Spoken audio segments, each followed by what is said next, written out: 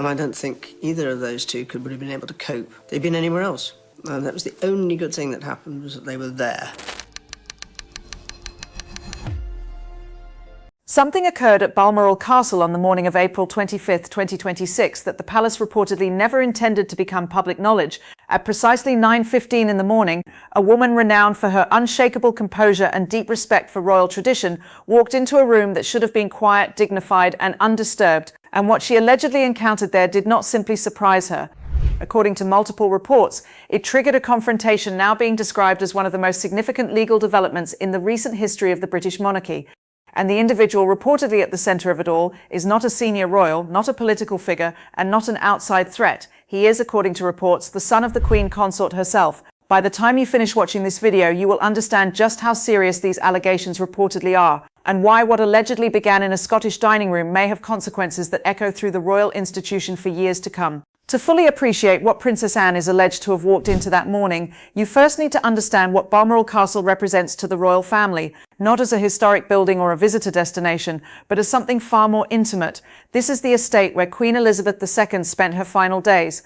It is the emotional centre of a family that has used its grounds for private moments of both joy and sorrow across many generations. The stone walls, the carefully tended landscapes, the rooms layered with history, none of it is simply property. It is, to those who love it most, a living tribute to the late Queen's memory and to everything she stood for. What Princess Anne reportedly found on that April morning was, according to witnesses, a situation that stood in sharp contrast to everything that place is meant to represent. Reports indicate that as the Princess Royal stepped into the historic dining room at Balmoral, she was greeted not by the stillness and dignity that room has always commanded, but by the intense glare of professional production lighting, the steady noise of commercial filming equipment, and the unmistakable energy of an active studio environment. Outside on the eastern lawns, witnesses have alleged that 4 large production vehicles, each reportedly weighing around 10 tons, were stationed on the carefully preserved grass that generations of staff had maintained with extraordinary dedication. These vehicles were not connected to any royal commission or palace-approved initiative, according to reports.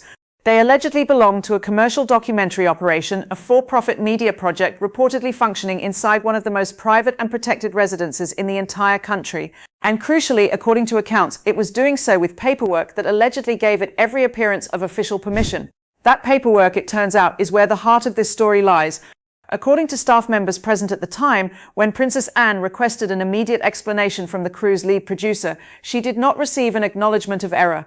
She did not receive an apology. Instead, the producer reportedly presented documentation and claimed that the entire project had been formally approved, with the authorizing signature coming from Tom Parker Bowles, Queen Camilla's son. The producer, according to reports, genuinely appeared to believe he was operating under full and legitimate royal permission. The instant those words were spoken, what might otherwise have remained an internal security matter reportedly transformed into something considerably more serious, a situation with potentially far-reaching legal and institutional consequences. Because if these allegations hold up, a private individual with no formal royal role and no official institutional authority had allegedly been arranging access to the most private spaces of the British monarchy and reportedly collecting very substantial payments in return.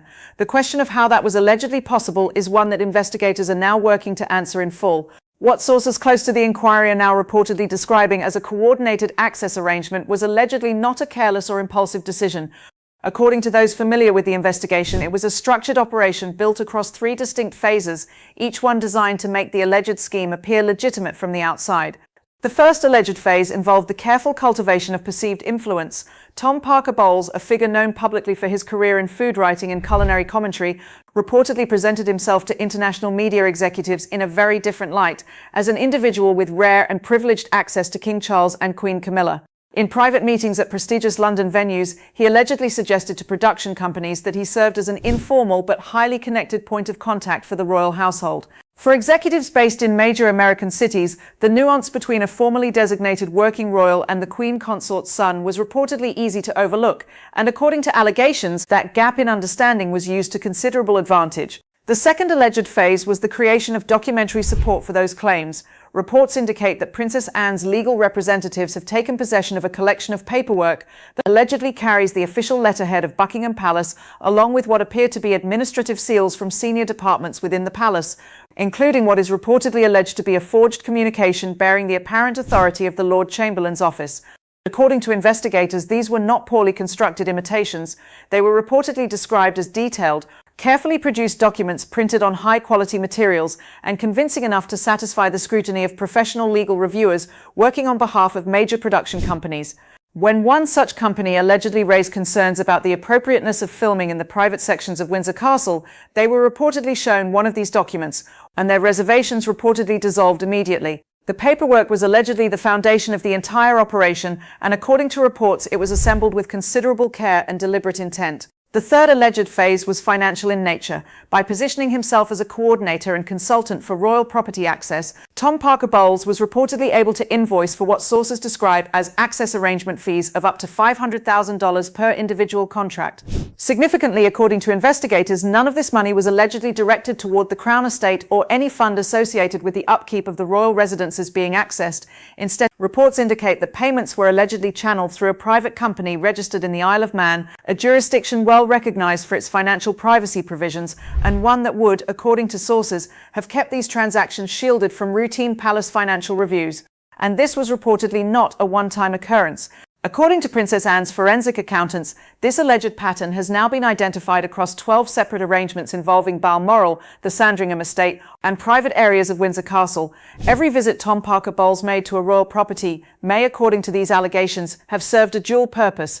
The reported scale of what is alleged is, by the accounts of those close to the investigation, genuinely staggering. But the question that may matter most of all is this: is it truly possible that an operation this extensive, conducted across this many properties over this many months, was the work of a single individual acting entirely without assistance?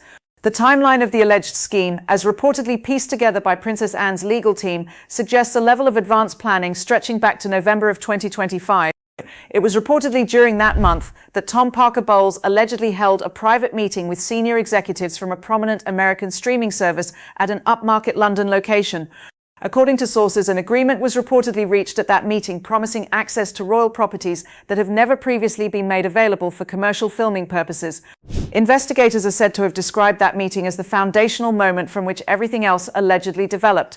By February of 2026, reports indicate the operation moved into a document preparation stage, with sources connecting specific printing and administrative activity to a private premises in the Chelsea district of London.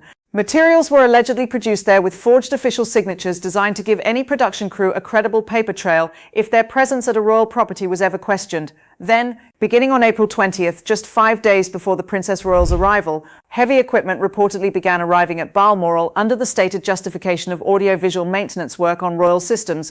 A cover story allegedly supported by the documents produced in Chelsea. Security staff, reportedly familiar with Tom's family connection and presented with what appeared to be legitimate authorization paperwork, are said to have permitted the vehicles to enter without seeking further clarification. For 5 consecutive days, a castle of immense historic and personal significance was allegedly being reconfigured for commercial use. That came to an abrupt end on April 25th when Princess Anne arrived, and the alleged operation was reportedly exposed. The Princess Royal's reaction to what she allegedly discovered was, according to all available accounts, swift, measured, and entirely decisive.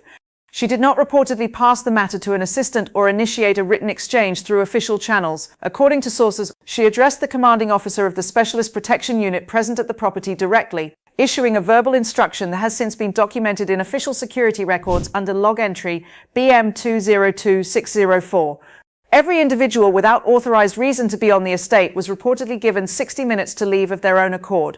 Anyone remaining beyond that point, she allegedly directed, was to be formally escorted from the premises. By mid-afternoon, the eastern lawns were reportedly the scene of a rapid and disorderly departure, with production personnel urgently retrieving expensive equipment, while evidence of the vehicle's presence remained clearly visible on the protected turf behind them. The crew had gone.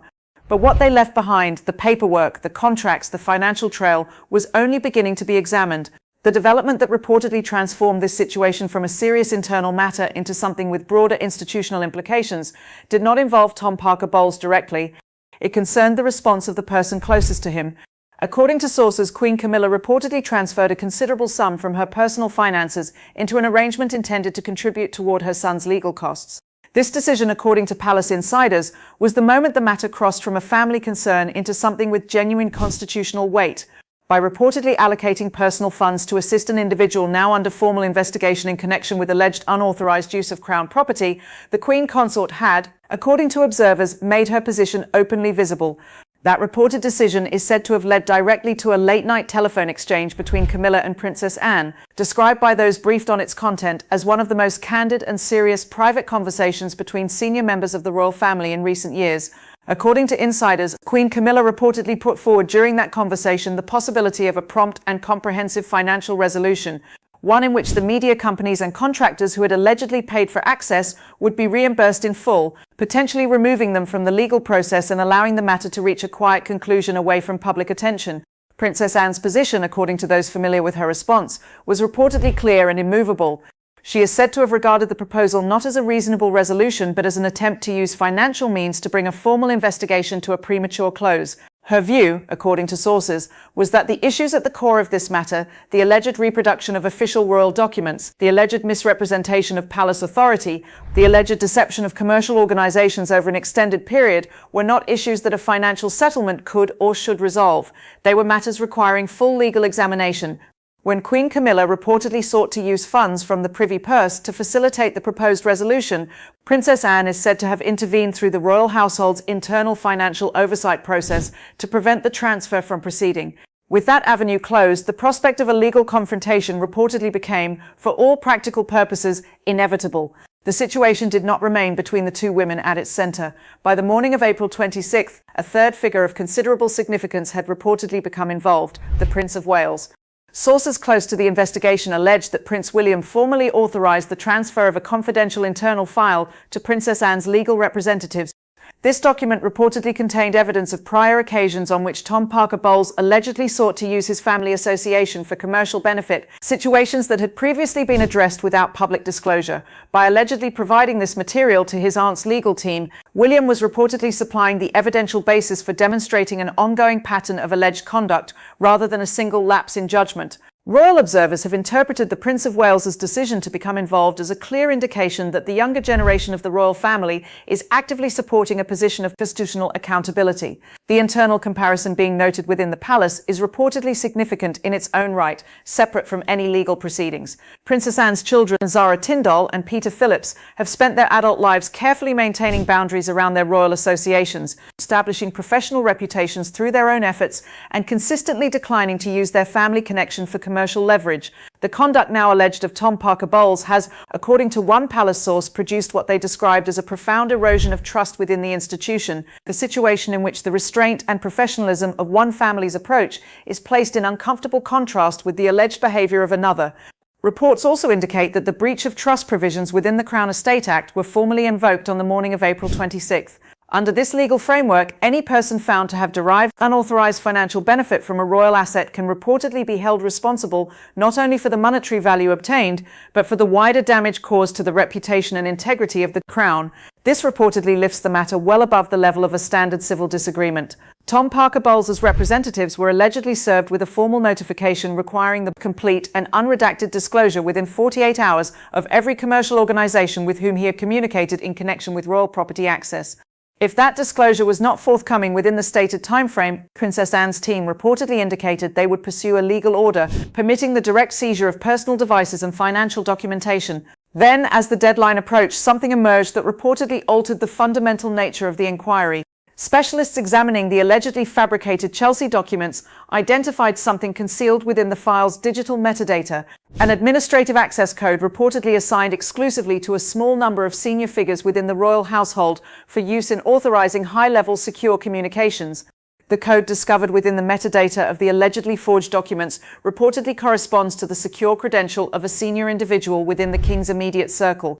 If this finding is confirmed, it carries a significant implication that Tom Parker Bowles was allegedly not the sole participant in this scheme. Someone with legitimate access to the palace's most secure internal systems reportedly provided him with the credentials necessary to make his fraudulent documentation appear authentic. The central question of the investigation has now reportedly shifted from what Tom Parker Bowles allegedly did to who within the palace allegedly assisted him in doing it. The investigation reportedly presents three possible paths forward, each with distinct consequences for the institution. The first is a voluntary full resolution, a complete acknowledgement of the alleged conduct, the return of all reported proceeds, and a permanent restriction from royal residences, concluded without a public trial.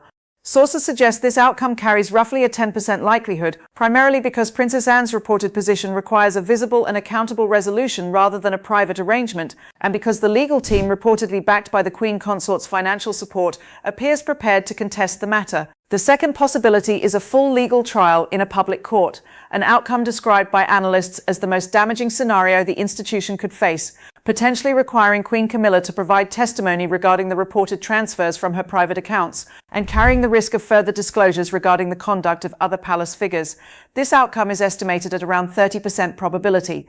The third and reportedly most likely scenario, placed at approximately 60% by sources, is what insiders describe as a negotiated departure arrangement, in which Tom Parker Bowles agrees to relocate permanently outside the United Kingdom in exchange for the suspension of criminal proceedings, while Princess Anne's civil legal action remains in place as a lasting constraint on any future attempt to profit from royal associations. This path offers the institution a form of resolution without the exposure of a public trial, but it depends on the willingness of a man who, according to the allegations made against him, has consistently operated as though normal boundaries did not apply to him. The 48-hour window is reportedly almost closed. The identity connected to that digital access code remains, for now, undisclosed.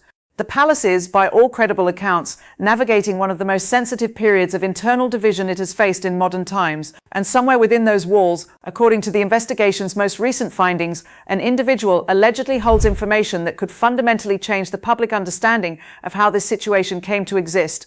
This is the story that was reportedly never meant to travel beyond Scotland. It has now reached the entire world. When the next development breaks, you will find it here first. Until then, we want to hear from you. Go to the comments right now and share your thoughts on who you believe may have had both the access and the motivation to allegedly assist in something this carefully organized from within the palace itself. Every comment matters to us, and we read them all. If this report has given you a clearer picture of the pressures currently surrounding the British monarchy, please take a moment to like this video, subscribe to the channel, and turn on your notifications so you never miss an update. The full story is still unfolding, and the most significant revelation may still be ahead. This is Royal Pulse, where the truth glimmers even in the shadows.